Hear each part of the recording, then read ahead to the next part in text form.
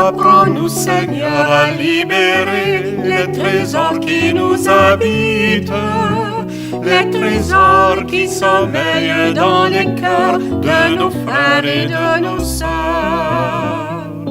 Apprends-nous, Seigneur, à partager la parole qui fait vivre, la parole qui fait vibrer les cœurs et qui donne le bonheur. Troisième point, le peuple de Dieu et l'évangélisation. Libérer la parole, libérer les talents, partager la parole. Et je disais à Monseigneur hier qu'on pouvait aussi transformer la formule en disant libérer les talents et partager la parole. Mais restons là. Le Concile dit ceci, écoutez bien, l'Église, à propos des missions, n'est pas fondée vraiment, elle ne vit pas pleinement, elle n'est pas le signe parfait du Christ parmi les hommes, si un laïcat authentique n'existe pas et ne travaille pas avec la hiérarchie. L'Église ne peut s'enraciner profondément dans les esprits, la vie et le travail d'un peuple sans la présence active des laïcs. Par conséquent, faut-il, dès la fondation d'une Église, apporter une très grande attention à constituer un laïcat chrétien qui atteigne sa maturité. L'Église, on ne la lance pas comme une entreprise. L'Église ne se vend pas comme de la savonnette. Le vocabulaire est intéressant dans le Concile. L'Église se fonde. Fonder quelqu'un, c'est faire naître. L'Église s'enracine. Et un autre mot qui vient très souvent, on parle de l'implantation de l'Église. Implanter. Dans le terreau. Et c'est pour ça que les missionnaires, traditionnellement, sont allés vivre dans ces pays sans billet de retour. Et ils y ont créé des écoles, des dispensaires et des églises. Les trois à la fois. Humaniser l'homme, c'est servir Dieu. Humaniser et éduquer l'homme, c'est révéler le Christ. C'est au nom de ce que, je dirais, la parole de Dieu nous dit du Christ que nous pouvons être des acteurs dans la société.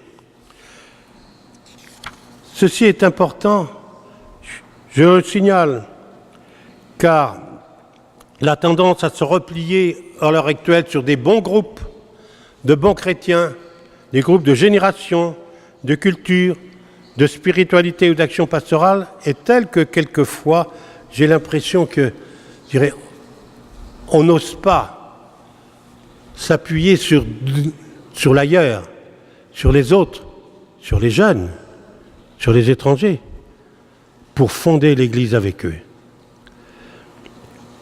Si on n'a comme but que la survie de ce que l'on est, on est à côté de la plaque.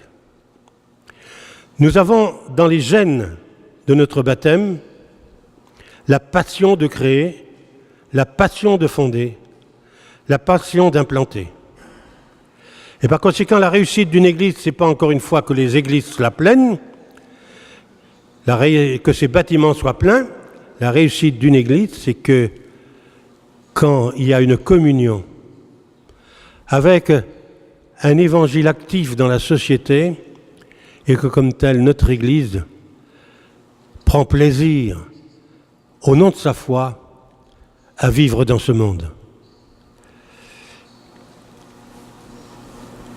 Le Concile a beaucoup parlé, bien sûr, de l'œcuménisme. Il était moins à l'aise sur la question de l'incroyance. Il était innovateur sur la question de la liberté religieuse. Mais derrière tous ces aspects, il y a une question qui est posée.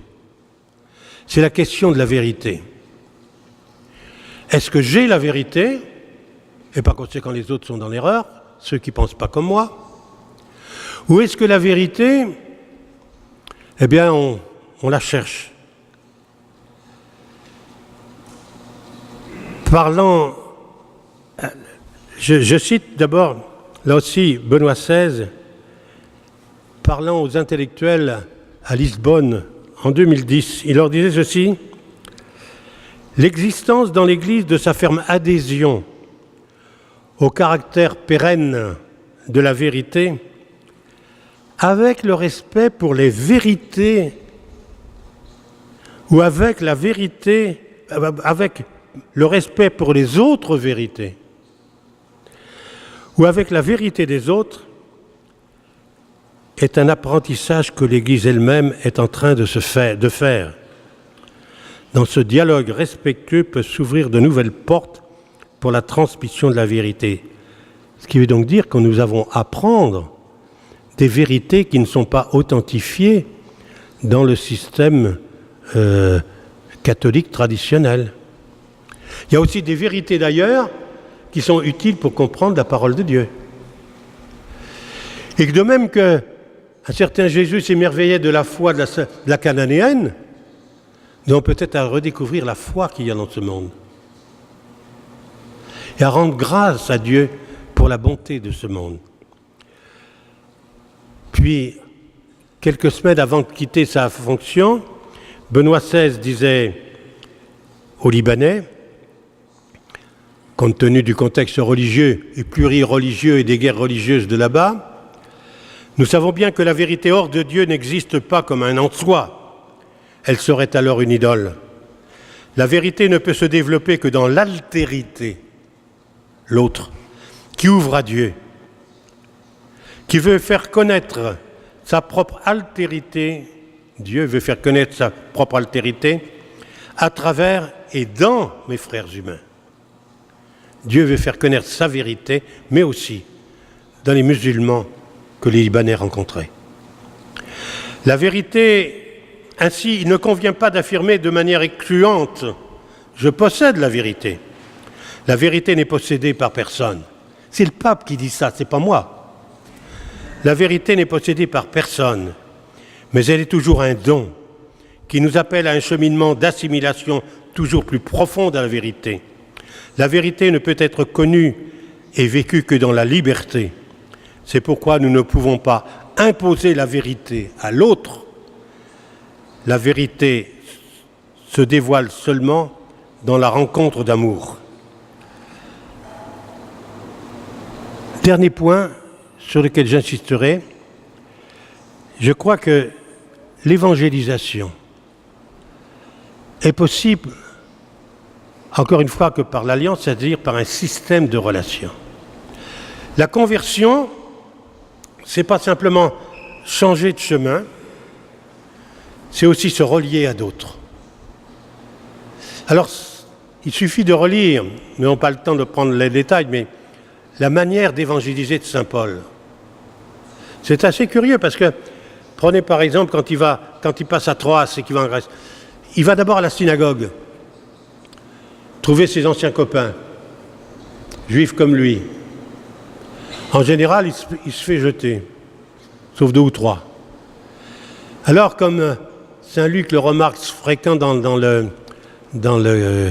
les Actes des Apôtres, alors nous nous tournons vers les païens. Puisque les vieux juifs de la vieille ne veulent pas s'ouvrir à la foi en la résurrection, nous en parlons aux païens. Ça ne marche pas à tous les coups. Ça provoque des persécutions. Mais ce regard sur l'ailleurs de l'Église, si j'ose dire, est fondamental pour comprendre ce que c'est l'évangélisation. En d'autres termes, c'est à partir de ces païens qui ont vécu une expérience d'Église avant de se convertir totalement dans la totalité de la foi en Jésus-Christ qu'il bâtit, je dirais, l'Église de demain, saint Paul. Et c'est par la responsabilisation de ces gens qui viennent d'ailleurs que l'Église devient catholique et s'universalise. Et c'est pour ça, je crois, qu'un des éléments les plus fondamentaux d'une pastorale pour aujourd'hui, c'est la relation dans un monde individualiste, et c'est la responsabilisation dans un monde qui fait le tri des hommes en fonction de leur rentabilité, et qui confère le pouvoir qu'à ceux qui ont ou le savoir ou qui ont l'avoir. Donc je crois que pour nous, c'est très important de savoir comment on permet aux jeunes générations de prendre leurs responsabilités pour construire l'Église de demain qui sera celle de leurs enfants. Une fois, je me suis fait un peu malmener par un certain nombre de grands-mères qui étaient d'un dévouement absolument remarquable, à qui j'ai dit, mais c'était en France, attention, ça ne vous concerne pas, à qui j'ai dit, mesdames, vous seriez beaucoup mieux à garder vos enfants pour que votre fille fasse le catéchisme à, ses enfants, à leurs enfants. Parce que, en le faisant à leur place, vous les empêchez de prendre leurs responsabilités. Et donc, je crois que cette question de création de relations communes et de responsabilité locale, c'est une question d'avenir d'une Église qui prend corps, justement, qui renaît, qui se crée, qui se recrée. Et comme disait le pape François, tous ont le droit de recevoir l'Évangile. Les chrétiens ont le devoir de l'annoncer sans exclure personne, non pas comme quelqu'un qui impose un nouveau devoir, mais comme quelqu'un qui partage une joie, qui indique un bel horizon, qui offre un banquet désirable. L'Église ne grandit pas par prosélytisme, mais par attraction. Mais là encore, il y a un changement fondamental qui est produit. C'est qu'on ne vise pas une Église qui intègre l'autre, une Église qui assimile l'étranger, selon les critères de ce qui nous plaît à nous, mais qui sert la croissance de l'autre, qui lui permet d'apporter sa différence, qui lui permet d'avoir une foi, je crois que c'est un mot canadien que j'aime bien, une foi ensouchée dans son terroir et dans ses racines. Une foi ensouchée en humanité, une foi implantée et non pas importée d'ailleurs. Et c'est en ce sens-là que François nous rappelle combien nous avons tous à penser l'Église comme non pas une administration pensée, portée par des spécialistes, mais une Église où chacun, au nom de son baptême, est responsable de sa foi, mais aussi du témoignage de l'Évangile dans l'humanité telle qu'elle est aujourd'hui. Elle est aussi un des lieux où nous avons, je dirais, à faire croître et grandir l'homme d'aujourd'hui. Je vous remercie. Apprends-nous, Seigneur, à libérer les trésors qui nous habitent, les trésors qui sommeillent dans les cœurs de nos frères et de nos sœurs.